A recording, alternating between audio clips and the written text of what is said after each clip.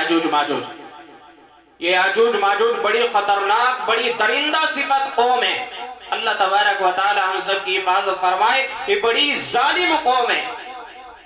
हजरत नूह अलैहिस्सलाम के 3 बेटे थे, हाम, साम और याफिस। और मां याफिस की औलाद है ये याजूज माजूज। बड़ी खतरनाक कौम है। अल्लाह तबारक व तआला ने कुरान में इनका जिक्र फरमाया है, कालू या ज़ल क़रनैन इन्ना याजूज व माजूज मुफ़सिदून फ़िल अर्ज़ फ़हल नजअलु लका ख़र्जन अला अन तजअल बैनना व बैनहुम सद्दा। ज़ुल्क़रनैन अलैहिस्सलाम, अल्लाह तबारक व तआला ने इनको बड़ी हुकूमत, बड़ी बादशाह, बड़ी सल्तनत अता फरमाई थी। बड़े नेक, आदिल, मुनसिफ बादशाह थे। बाज़ उलमा ने फरमाया कि अल्लाह ने इनको नबूवत भी अता फरमाई थी, लेकिन अक्सर उलमा का कौल ये है कि नबी नहीं थे, बल्कि अल्लाह ने इनको हुकूमत अता फरमाई थी। एक नेक, आदिल बादशाह थे और इतनी बड़ी हुकूमत अल्लाह ने अता फरमाई थी कि तारीख की किताबों में लिखा है कि अल्लाह तबारक व तआला ने पूरी दुनिया में 4 लोगों को बड़ी हुकूमत अता फरमाई। उनमें से 2 मुसलमान हैं, हजरत सुलेमान अलैहिस्सलाम और सिकंदर ज़ुल्क़रनैन अलैहिस्सलाम। 2 काफिर हैं, एक नमरूद और एक बुख्ते नस्र। बहरहाल सिकंदर ज़ुल्क़रनैन अलैहिस्सलाम को अल्लाह ने बड़ी हुकूमत अता फरमाई। इनका कई कौमों पर गुज़र हुआ। जब ये गुजरते गुजरते एक कौम के पास में पहुंचे, वह कौम इनके पास में आने के बाद उन्होंने अपनी शिकायत की, या ज़ुल्क़रनैन, ए ज़ुल्क़रनैन इन्ना याजूज व माजूज मुफ़सिदून फ़िल अर्ज़। याजूज माजूज ने जमीन के अंदर फसाद मचा रखा है। इन दोनों पहाड़ों के पीछे वो रहते हैं। जब भी पहाड़ों से कभी निकल के आ जाते हैं तो फसाद मचाते हैं, जुल्म बर्बरियत करते हैं, हैवानियत दिखाते हैं। और यहाँ तक के बाज़ उलमा ने तो लिखा है कि वो इंसानों के ऊपर जुल्म करके उनको ही खा जाते हैं। ऐसी दरिंदा सिफत कौम है याजूज माजूज।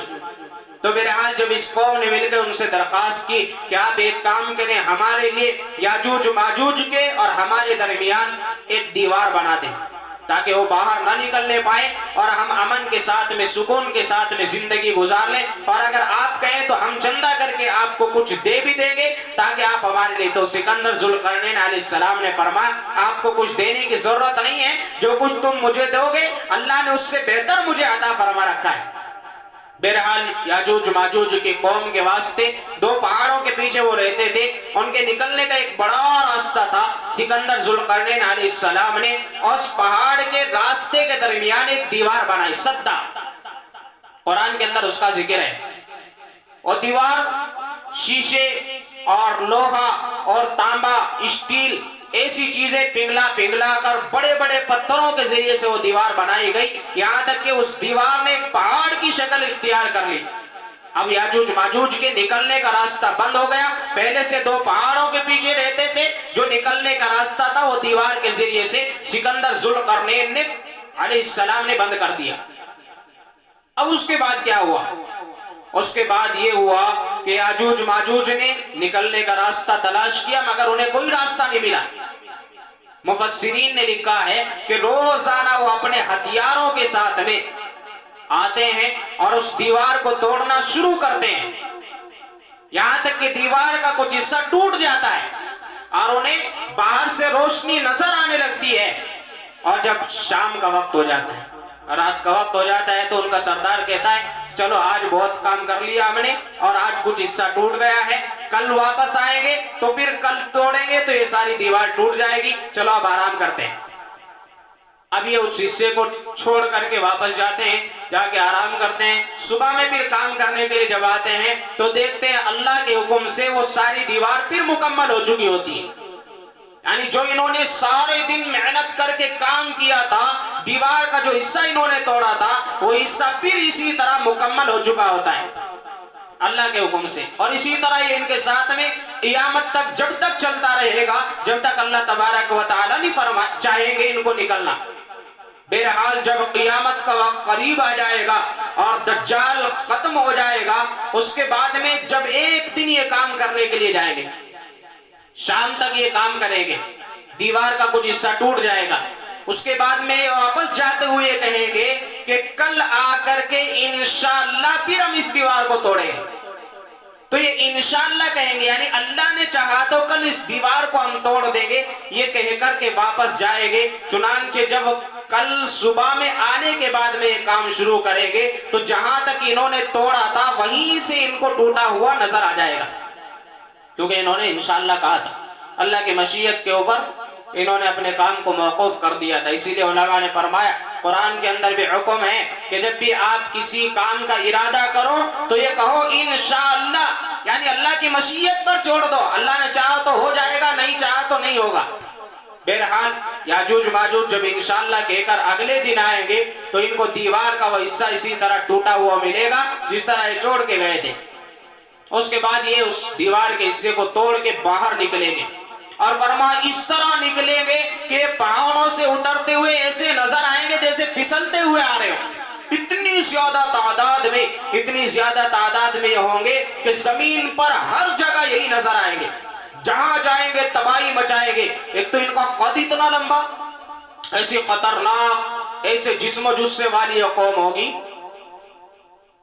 तफसीर कुर्तुबी जिल्द नंबर 6, अल्लामा कुर्तुबी रहमतुल्लाहि अलैहि ने कालू या ज़ुल्क़रनैन इन्ना याजूज व माजूज मुफ़सिदून फ़िल अर्ज़, इस आयत की तफसीर में लिखा है।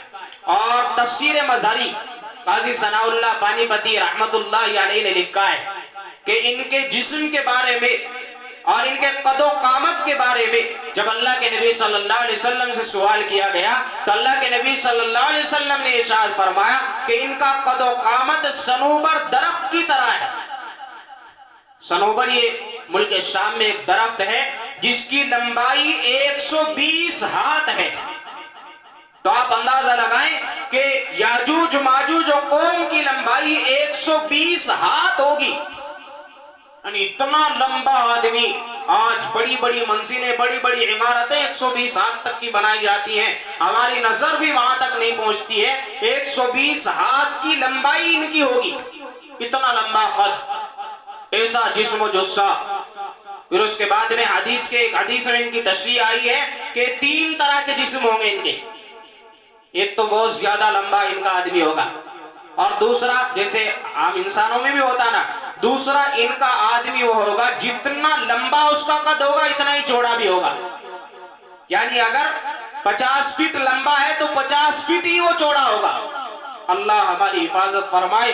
कैसी ये वहशी कौम होगी, कैसी दरिंदा कौम होगी, कैसी ताकत इसके पास में होगी, अल्लाह ही बेहतर जानता है। और तीसरी बात हदीस के अंदर ये लिखी है कि इनको अल्लाह तबारक व तआला ने इतना लंबा कद, इतनी ताकत अता फरमाई होगी कि इनका कान इतना लंबा होगा कि जब ये सोएंगे तो नीचे एक कान को अपना लिहाफ बना लेंगे, नीचे बिछाने वाली चादर बना लेंगे, एक कान को नीचे बिछा के उसके ऊपर सो जाएंगे। और जब इन्हें रात में ओढ़ने की जरूरत आएगी तो ये अपने ओढ़ने के लिए दूसरा कान इनका इतना लंबा होगा कि ऊपर ओढ़ने वाली चादर एक कान को बना ले। इतना लंबा कान इनका होगा। इनके हाथों के नाखून पंजों की तरह, जिस तरह जानवर के पंजे होते हैं इस तरह इनके नाखून होंगे, लंबे लंबे चौड़े चौड़े इनके नाकों के नथने होंगे, वहशी दरिंदे की तरह इनके दांत होंगे, यानी बिल्कुल डरावनी शक्ल होगी। ऐसी याजूज माजूज की कौम होगी। और फरमा कितनी तादाद में, अल्लाह ही बेहतर जानता है कि इनकी तादाद कितनी होगी। एक हदीस के अंदर ये लिखा है कि अल्लाह तबारक व तआला ने हजरत आदम अलैहिस्सलाम से लेकर क़ियामत तक जितने भी इंसान पैदा फरमाए हैं उनके 10 हिस्से बनाए। जितने भी हजरत आदम अलैहिस्सलाम से लेकर क़ियामत तक जितने भी इंसान, हजारों करोड़ों अरबों इंसान आ चुके हैं, फरमा उनके 10 हिस्से बनाए हैं। 10 हिस्सों में से एक हिस्सा सारे इंसान है। यानी हजरत आदम अलैहिस्सलाम से लेकर क़ियामत तक जितने इंसान अब तक आ चुके हैं, जितने इंसान आएंगे और जितने इंसान मौजूद हैं, वो सारे के सारे एक हिस्सा हैं। और उनमें से 9 हिस्से याजूज और माजूज हैं। अल्लाह, कितनी ज्यादा तादाद में। यानी मिसाल मैं आपको देता हूं कि अगर 10,000 हैं तो 10,000 में से 9,000 याजूज माजूज हैं, 1,000 सारे इंसान हैं। अब आप अंदाजा लगाओ कितने लाखों करोड़ों अरबों इंसान आ चुके हैं और आएंगे, और अब याजूज माजूज की तादाद कितनी होगी। और इनकी उम्रें फरमा इतनी लंबी लंबी इनकी उम्रें होती हैं, फरमा इनका एक आदमी जब तक अपनी औलाद में से 1000 शाहसवार यानी 1000 अपनी औलाद जवान और हथियार उठाते हुए नहीं देख लेता जब तक उसे मौत नहीं आती, चाहे वो मर्द हो चाहे वो औरत हो। इतनी लंबी लंबी इनकी उम्रें। तो अब आप अंदाजा लगाएं कि हजरत जुल्करनैन अलैहिस्सलाम से लेकर आज तक ये कितनी तादाद में पैदा हो चुके होंगे। बहरहाल जब हजरत ईसा अलैहिस्सलाम को अल्लाह ताला हुक्म फरमाएंगे कि अब उनका याजूज माजूज के निकलने का वक्त आ गया है, आप एक काम करें, आप अपनी जमात को लेकर कोहे तूर पर चले जाएं। तो ईसा अलैहिस्सलाम उस जमात को लेकर कोहे तूर पे चले जाएंगे, याजूज माजूज निकलेंगे और मैं जहां जहां से गुजरेंगे, समंदरों के पास से गुजरेंगे तो समंदर का सारा पानी खत्म कर डालेंगे, इंसानों को पकड़ पकड़ के खाएंगे। मुफस्सिरीन ने लिखा है कि इतनी दरिंदा कौम है कि अगर इनके पास से कोई खिंजीर, कोई घोड़ा, कोई गधा, कोई जानवर गुजरता है उसे पकड़ के खा जाते हैं। इन्हीं में से कोई आदमी अगर मर जाता है तो उसे ही खा जाते हैं। इंसानों को भी इसी तरह पकड़ पकड़ के अपना लुक़मा, अपनी खुराक बनाएंगे। हर जगह जुल्म, तबाही, बर्बरियत फैला देंगे, कोई चीज ये बाकी नहीं छोड़ेंगे। समंदरों के पानी खत्म कर डालेंगे, खुराक खत्म कर डालेंगे, दरख्त काट के पत्ते चबा चबा के सब कुछ ये खत्म कर डालेंगे। जब जमीन में तबाही मचा देंगे, अल्लाह ताला से हजरत ईसा अलैहिस्सलाम अब दुआ फरमाएंगे, या अल्लाह याजूज माजूज की कौम से हमें हिफाजत अता फरमा। तो अल्लाह ताला हजरत ईसा अलैहिस्सलाम की दुआ करने पर याजूज माजूज के कौम को एक बीमारी अता फरमाएगा। बाज़ उलमा ने फरमाया इनको कोई फुंसी निकलेगी, बाज़ उलमा ने फरमाया कोई कीड़ा होगा जो इनकी गर्दनों के करीब आएगा और उस बीमारी के जरिए से सब के सब एक साथ हलाक हो जाएंगे, सब मर जाएंगे। और फरमाया जब ये मरेंगे तो सारी जमीन के ऊपर इनकी लाश पड़ी होगी, जमीन का कोई खित्ता, कोई हिस्सा, कोई जगह ऐसी बाकी नहीं रहेगी जहां इनकी लाश ना पड़ी हुई हो, और सारी दुनिया में, सारी जमीन के ऊपर बदबू फैल जाएगी। फिर उसके बाद अल्लाह ताला से हजरत ईसा अलैहिस्सलाम दुआ फरमाएंगे, अल्लाह अब क्या करें, सारी जमीन पर ये पड़े हुए हैं, इनके वास्ते तो कब्र तक भी नहीं बना सकते। इतनी लंबी लंबी कौमें और इतनी ज्यादा तादाद में कौन खोदेगा कब्रें। तो फिर अल्लाह ताला एक जानवर को भेजेंगे, बड़ा तकड़ा, बड़ा लंबा, मोटा, ताकतवर वो जानवर होगा और मैं उसकी गर्दन ऐसी होगी जैसे बैल की गर्दन होती है, बड़ी लंबी उसकी चोंच होगी, बड़े सख्त उसके पंजे होंगे। वो निकलेगा और इनकी लाशों को अपने पंजों में उठाएगा और अल्लाह के हुक्म से जहां चाहेगा वहां ले जाके डाल देगा। बाज़ उलमा ने फरमाया कि समंदरों के अंदर डाल देगा। और फिर उसके बाद में चूंकि जमीन पर भी इनका खून और इनकी गलाज़त और सारी चीजें सारी जमीन पर पड़ी होगी, अब कहां तक सफाई की जाएगी। फिर अल्लाह ताला से हजरत ईसा अलैहिस्सलाम दुआ फरमाएंगे तो अल्लाह ताला अपनी रहमत की बारिश अता फरमाएगा।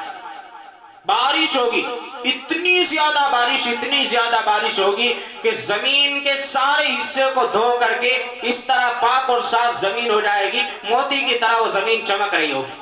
और मां इस तरह याजूज माजूज का भी खातिमा हो जाएगा। दज्जाल का पहले खातिमा हो चुका है, याजूज माजूज का खातिमा हो चुका है। उसके बाद ईसा अलैहिस्सलाम का ये दौर ऐसा दौर होगा कि अदल और इंसाफ से सारी जमीन भर जाएगी, सारी दुनिया में अदल होगा, इंसाफ होगा, अमन अमान होगा, चैन होगा, सुकून होगा, परेशानी नाम की कोई चीज नहीं होगी। एक ही मिल्लत, एक ही मजहब वाहिद रहेगा। हजरत ईसा अलैहिस्सलाम फिर फरमा ऐसी हुकूमत हजरत ईसा अलैहिस्सलाम फरमाएंगे, ऐसी खिलाफत फरमाएंगे। 40 साल का जमाना रहेगा हजरत ईसा अलैहिस्सलाम के आने के बाद, 40 साल आप रहेंगे। 40 साल में ऐसा अमन अमान कायम होगा। फरमाया शेर, ऊंट, बकरियां, सारे जानवर आपस में मिलकर पानी पिएंगे, मिलकर के चरेंगे, सब मिलकर के रहेंगे। यहाँ तक के बच्चे, इंसानों के बच्चे सांपों को हाथ में उठा के खेलेंगे, सांप उनको कोई नुकसान तक न पहुंचा सकेंगे। चोर, डाकू और बड़े बड़े कत्ल और गारतगिरी करने वाले वो सब के सब आके ईसा अलैहिस्सलाम के सामने सरेंडर करेंगे और माल को लात मारेंगे। फरमाया बरकत इतनी होगी हर एक चीज के अंदर, खाने के अंदर, माल के अंदर, जमीन से खजाने निकलेंगे मगर कोई माल लेने वाला ना होगा। कनाअत आ जाएगी और बरकत इतनी ज्यादा हो जाएगी। फरमाया एक अनार एक पूरी जमात के लिए काफी हो जाएगा। एक गाय के दूध से सारा खानदान पेट भर के सेराब होके पी लेगा, फिर भी बच जाएगा। तो इतनी ज्यादा बरकत हो जाएगी। तो चोर डाकू आएंगे और ईसा अलैहिस्सलाम के सामने आके कहेंगे तौबा करेंगे, इस्तिगफार करेंगे। इसी माल की खातिर में चोरी किया करता था, लात मारेंगे।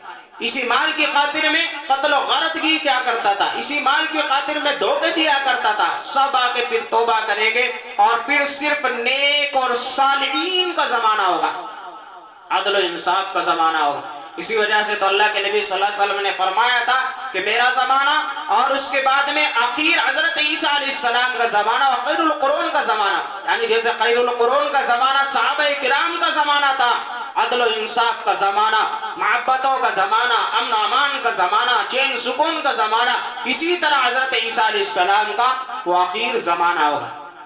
40 साल की उम्र आप रहेंगे, 40 साल तक रहेंगे।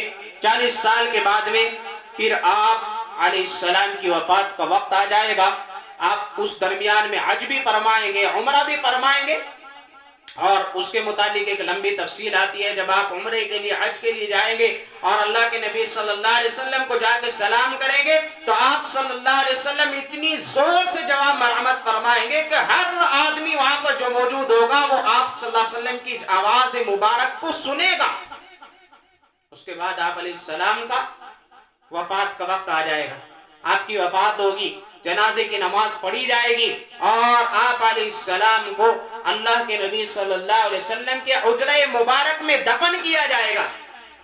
जहां हजरत अबू बकर सिद्दीक रजी अल्लाह अन्हु, हजरत उमर फारूक रजी अल्लाह अन्हु आराम फरमा रहे हैं, वहां चौथी जगह बाकी है और वह हजरत ईसा अलैहिस्सलाम की जगह होगी।